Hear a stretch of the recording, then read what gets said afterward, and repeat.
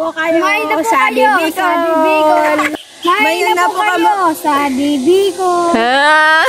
Sa video po na ito ay ipapakita ko po sa inyo ang ilang bahagi ng dinadaanan papuntang Bilog Falls na matatagpuan lamang dito sa Kabutunan, Lagunoy, Camarines Sur. At pagbaba nyo po dito sa highway ay dito po ang kanilang entrance. At ang kanilang entrance fee ay nagkakahalaga lamang po ng 20 pesos ang isang tao. At meron din po sila pinapaupahan na table sa halagang 100 lamang po. O diba, sa murang halaga ay mapapawi na ang inyong nararamdaman na init ng ulo at katawan. At dito po sa bandang ito ay bubungad po agad sa inyo ang napakalaking ilog. Sa ngayon po ay kakaunti ang tubig dahil na rin po sa sobrang init ng panahon. Kasama ko nga po pala dito ang aking pamilya na magpapalamig at magre-relax dito sa ilog na ito. Yee!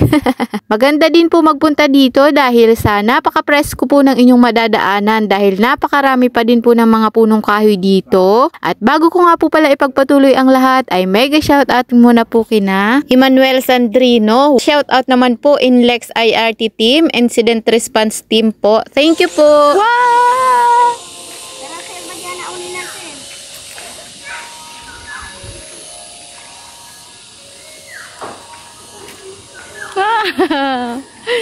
Silaw. At may madadaanan po kayong ganitong hagdan na medyo matarik, kaya dahan-dahan at mag-ingat po kayo dito. At pagkababa nyo po ng hagdan ay ito po ang bubungad sa inyo. At sa katunayan ay pwedeng-pwede na po kayo dito maligo.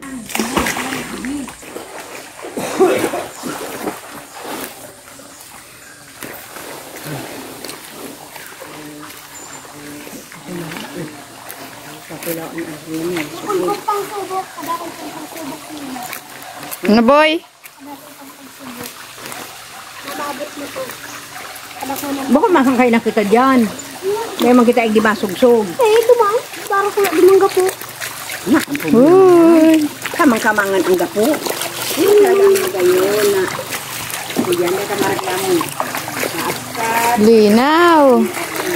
Yee, napakalinaw.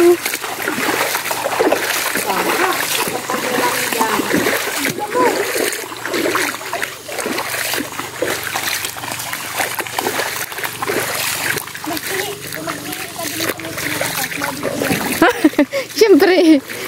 Talaga ang isang tubig. Mababaw na nga na dito. Kasi marararo mo dito. Yeah po.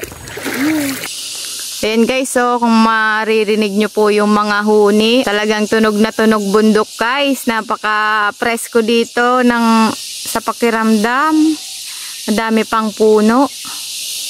Tapos sa gilid lang to guys ng ilog.